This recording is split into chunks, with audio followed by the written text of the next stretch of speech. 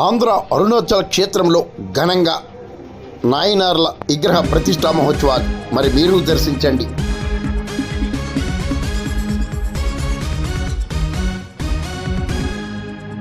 ప్రత్తిపాడు మండలం రాచపల్లి గ్రామానికి చెందిన రామానంద స్వామి ఆధ్వర్యంలో నిర్వహించబడుతున్న ఆంధ్ర అరుణాచల్ క్షేత్రం రమణ మహర్షి ఆశ్రమంలో నాయనార్ల విగ్రహ ప్రతిష్టా మహోత్సవాలు అంగరంగ వైభవంగా ప్రారంభమయ్యాయి.